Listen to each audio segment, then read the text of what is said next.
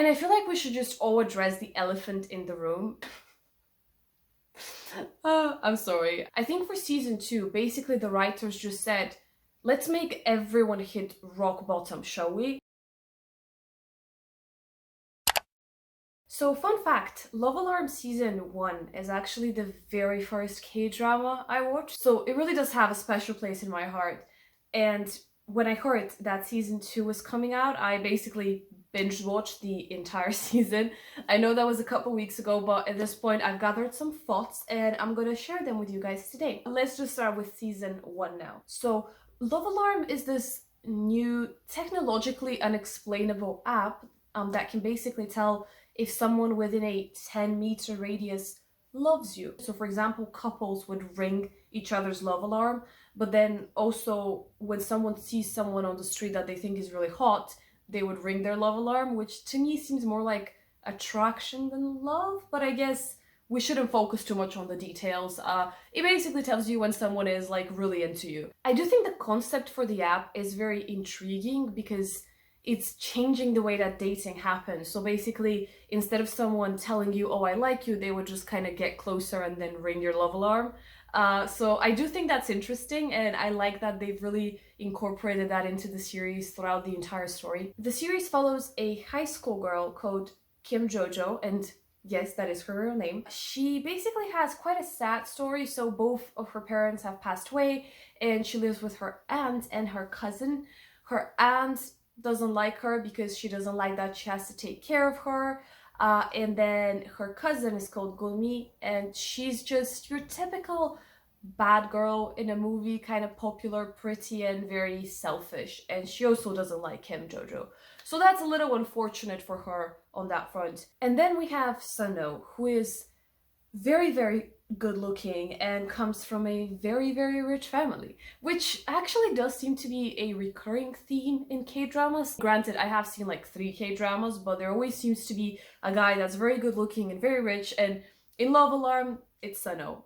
That's his character. So Sano is, I would say, our male lead, especially in season 1. So he does have a bit of a complicated character. He's very rude to everyone. Except for Ie Young. Ie Young is his best friend, and they actually grew up together, so they're really more like brothers than like friends. And of course, Ie Young actually has a very big crush on Kim Jojo, and that's actually how Sono first notices her. And as you kind of see through the series, actually Sono ends up going out with Kim Jojo and not Ye Young. The season really follows, I would say, mainly just their relationship, Kim Jojo and Sano together, and how things develop for them. I do want to point out something else, by the way. In the series, they did this throughout, like in every single episode. So they would have little moments in the series, sometimes in the middle, sometimes in the end, where they would say almost like a saying or something that's related to what's happening in the story. So for example, the first time that Sono and Kim Jojo kissed, they said something about how they kissed before they actually fell in love, and then they related that to how when there's lightning, the lightning first shines and then it strikes. And I thought that was nice. It was just nice writing, I think, implemented in what was happening, nice symbolism. I enjoyed those, and I think it gave you a nice little break where you got to like absorb what was actually happening in the scene. So most of the season, as I mentioned, is just these guys' relationship. They date, a lot of kind of cute things happen, some things that are a little too cute for my taste, like the entire hand holding I thought was a little cringe. Because basically they would make a very dramatic scene where he would just say, I want to hold your hand, and people would be like, oh my god, he wants to hold her hand, this is scandalous, and yeah, all of that, which I do think was a little bit overdone, but I can understand this was high school love and all of that. So fast forward a little bit, the entire high school goes on a school trip, and Sano and Jojo get in a accident, and Sano gets hurt and goes to the hospital, and Jojo is not able to see him for a couple days. This is where I think it gets a little weird, because basically her entire story, right, is about her fighting through, you know, not having her family, having this like traumatic past, and fighting through life and, you know, dealing with things. And essentially what happens here is she realizes that she's really dependent on him, and she really misses him and really wants to know how he's doing. And that really upsets her because she's not used to that. So she decides to break up with him. Which I understand that that was the story we wanted to go through. I just honestly thought this was really melodramatic, but anyway. And now I feel like I should mention another kind of key character who is Deok-gu. When Kim Jojo is in her bad state, Deok-gu offers her an escape from that. So he sends her a shield, which basically means that she's not going to ring anyone's love alarm. So in a way, she can break up with Sunho and she can tell him, I don't love you anymore, and he would believe that because she wouldn't ring his love alarm. That's the plan. So she does just that, and it's very heartbreaking actually. It's a very sad time when that happens. There is another really kind of powerful moment here where Sunho is really mad at her and he's trying to kind of convince her to tell him what's going on, and she just refuses.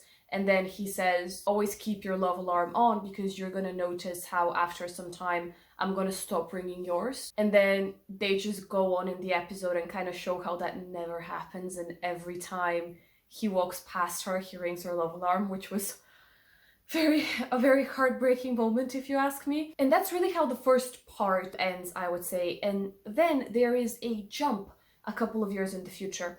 And the main developments here are, so Kim Jojo is going to university and she has a very popular drawing Instagram account, a bit random. Hye-young has actually upgraded a little bit and he now has kind of the guts to ask Kim Jojo out and to hit on her, in his words. Sunho has a new girlfriend and she's very popular and they're basically the ultimate power couple. Deok-gu is gone, he is dead as far as everyone knows at that time. Gunmi has decided to start an online store because she was an unsuccessful K-pop trainee, so she kind of has to find another way to make it in life. I do think that that entire jump forward was very interesting and it kind of shows the characters, I think, in a very good way, because it wasn't boring. It wasn't just something that happened and just showed a couple years later and nothing changed. It kind of showed where each character was taken based on their actions and on the decisions that they had taken previously, which I thought was, again, a nice touch and well done. And Love Alarm has gotten even bigger. It's now basically this social phenomenon. And as you guys know, I do think it's very similar with our social media. So basically it amplifies things that are already there. It doesn't necessarily create something new, right? But people are getting quite unhappy about that because basically some people are getting no rings on their love alarm and others are getting a lot. It's basically caused this division between people. Some people are very for it, they love it, they want to be popular, they want to be in a special club about it, and then others are very against it. They're taking extremes to show how against it they are. In a way, it's almost like a Black Mirror episode or something like that. I actually really like the concept of this like technology and how it's impacting society. That was really interesting. Another really dramatic moment that happens is when Sunho goes to confront Jojo because she's going out with Hye-young and he's concerned or maybe jealous, I don't know, maybe both. And he kind of goes up the stairs and he hasn't even seen her in years. And he has a girlfriend, but he doesn't ring his girlfriend's love alarm. And he just goes up the stairs to meet her and he rings her love alarm. And I was like, he still loves her after all this time. It's very dramatic. It, like, at the moment, it's just like, you know, like you get like goosebumps kind of scene. I would say the season ends on maybe one of the biggest cliffhangers ever. So basically, they get in a situation where literally Kim Jojo is in the middle, Hye-young is in like this big hallway, and then Sunho and his girlfriend are on the other end of the hallway, and both of the guys ring her love alarm. And it's just like the most dramatic thing where you're like, oh my god, what's going on? And I feel like the whole time you really do feel like on your toes, like you just don't know how the story is gonna go and you don't understand like how is anyone even gonna get out of this in like a positive way. And that's how season 1 ends. So now, moving on to season 2. I think for season 2, basically the writers just said, let's make everyone hit rock bottom, shall we? And they did just that. Season 2, scene setting. So Jojo is going to university, she's dating Hye-young, kind of officially. I feel like he's her boyfriend. He started a job, he has his own apartment, and Sunho is still dating his girlfriend and is still unfortunately not in love with her, and he's not ringing her love alarm. I have to say, when I started watching, especially episode 1, I was really confused by how bright all of the scenes were, but I mean bright to the point where they were so overexposed, and just the way that everything was shot, it looked like they were like entering heaven or something. Like it just didn't look like a normal scene. And at first I was really confused. I didn't understand the kind of approach that they have taken with that. But then as a couple more episodes passed, I realized that that was an approach that I think the directors were using to show when there is a happy and bright and airy scene, and then when the scenes were kind of more normal or more dramatic, the exposure was also normal. So yeah, I think this was just how they were using the light in the series to kind of tell the story as well. But I still think it was a little weird. Let's talk about character development in season 2. So I'm actually going to start with Ye Young, because I think in season 2 he really becomes the main male lead.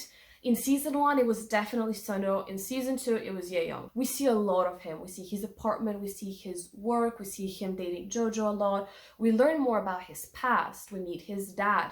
I feel like overall he just becomes a more holistic, well-rounded character, because in season 1, he was just like the guy, the best friend, the guy that liked Jojo, and now they kind of tried to make him a more central figure, which now looking back retrospectively, I think was a really big spoiler for the ending, but I definitely didn't see it at the time as I was watching it. One really important scene for me was when he met his dad. Even though I don't think it was very integral to the plot itself, I just thought it was, again, really well done. So basically his dad is in prison for murder, unfortunately. So he goes to visit him, and I think there's a way for him to actually shorten his sentence or actually go out, but he needs to approve it. And there's this scene where his dad is like talking and convincing him how he's changed and reformed, and he just is like looking at him all serious, and they're just showing us his faults, and he says, "He lies the same way that I lie." And then you see his dad getting really angry and being like, "Why did you even come here?" And just kind of like showing his true colors, even though Ye Young doesn't say anything the whole time. And I just thought that was like a really, again, like gave me chills kind of scene, really well done. So let's talk about Sunho now. I was actually quite mad at how they portrayed his character at the beginning, because I felt like they just made him less likable.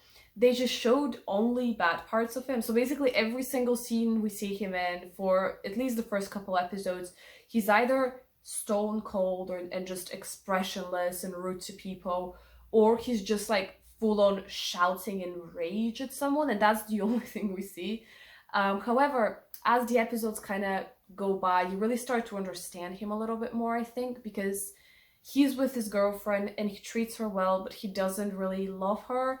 And it becomes apparent that he's just really, really, really not over Kim Jojo whatsoever, and he's really hung up on what happened, and he feels just very distressed about it and is just really, really unhappy. So it actually takes a kind of depressing turn as we progress, and this is a recurring theme with every single character, by the way. So let's go over Kim Jojo. So in season 2, she really spends the entire time trying to find the developer so that she can remove the shield from her app.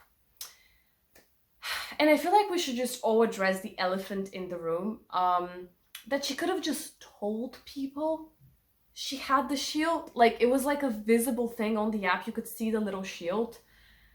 However, I guess they tried to spin it in some different ways, that she was maybe worried of telling her boyfriend because maybe she was gonna ring Sunho's love alarm, or I don't know, something like that, but it just didn't make sense. And I feel like maybe you guys can tell she just wasn't my favorite character. I feel like she was a little one-dimensional. Like, every single scene that she had, she was either doing something really illogical like this, or she would just be completely frozen and not do anything. So I didn't really understand her. I didn't really associate myself with her too much. I feel like the only thing that was really interesting was basically who was she gonna end up with. That was, I think, this season was, in both seasons actually, were just a proper love triangle. Like, one that you actually don't know how it's gonna end, you know? And I love that, because unlike most like love triangles where it's actually very obvious that two people were meant for each other and there's just like an extra, I feel like in this one it just wasn't that obvious. At least to me it wasn't. Let me know what you guys thought.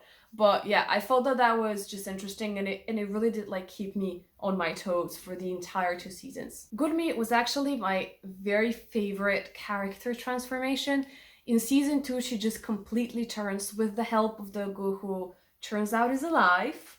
Yeah, that's like a big shocker at one point.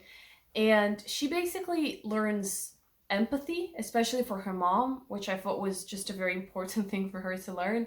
And she also learns work and, labor and just kind of what you should maybe do in life.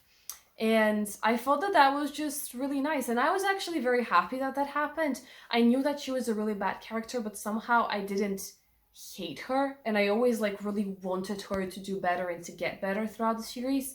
So I actually really liked her character, oddly enough. So yeah, I quite liked what they did with her in season 2. Hyuk-chu, or aka Suno's girlfriend, she might also be my favorite character transformation. I'm not sure, let me know who's your favorite, guys, but she basically changes from this naive, in love with Suno girl to this kind of sophisticated woman. She breaks up with Suno, she's decided she's not going to put up with him anymore, and she starts dating, I guess. And while she's on her date, there's actually one moment that I really liked. It was when she was seeing this guy, and he would ring her love alarm, but she didn't ring his because she was very much in love with Suno. And there's this one moment where she just stops and says, like, that's how he must have felt. And it's just a very powerful moment because it just shows how, she's not happy, but she's with this other person and she doesn't want to hurt their feelings, so she's kind of pretending to be happy, but she's really thinking about someone else. And to me, this was, again, borderline genius writing. I don't think I've ever seen a moment like that on TV or in a book or anything like that. So yeah, I was very impressed. This is basically the end of most of the episodes, which are just torture for everyone. And then we go to the last episode, which actually kind of closes some things and fixes some things, which I thought was nice that they did that. So basically, Ye Young finds out about the shield and he breaks up with Jojo because she was insincere with him. Which to me, again, this felt really, really forced. It was kind of like the whole her hiding the shield part. It just felt like they needed something to fight about so that they can make up and kind of make it dramatic. Suno finally gets closure from Jojo, which I think was basically what he was needing this entire time, just for her to have a conversation with him, which she just refused to do for 2 seasons. So they finally talk and he finally understands what happened and he decides he wants to get back together with his girlfriend, which is great. And then Kim Jojo runs a marathon. I'm sorry. I am sorry if this was like a dramatic, important scene for you. Just to me, it was... I saw that they wanted to make it very dramatic, like her running through, her problems and fighting through life. And then Ye Young was at the end and they get together and it was all of that. I just didn't honestly feel like I actually got bored watching that scene. I just didn't feel a connection. I didn't feel a bond, like when you watch a character and you feel like you're going like through all of this with them. I didn't feel that with her, and I didn't really feel any connection or anything strong about what she was going through. So therefore that scene just didn't do much for me at all. It was just like, okay, she's running, cool. I feel like now that I've seen both seasons, I do see and I understand what the writers and the producers did. I see things are kind of falling into place. I understand why things were done the way that they were. And I do think it was still smart for the most part, with like a couple exceptions. But I do think for season 2, they just could have done a better job at kind of balancing out the story a little bit more. Because honestly, half the time that I was watching season 2, I was just pissed off. I was like, what the hell is going on? Like, what is this? What is the story development? This makes no sense.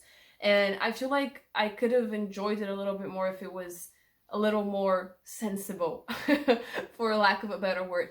But other than that, I do actually still like the series, and I thought it was well done. I thought it was smart and kind of captivating and even quite profound at times. So I don't regret seeing it at all. I thought it was good, but Yeah, you guys let me know what you think. I am beyond curious if anyone actually agrees with what I think. I haven't seen a single review for this, so I'm actually very curious to see what people think. So let me know. I read every single comment, and if you guys like the video, please subscribe and give it a like. And I'll see you guys in the next one. Bye!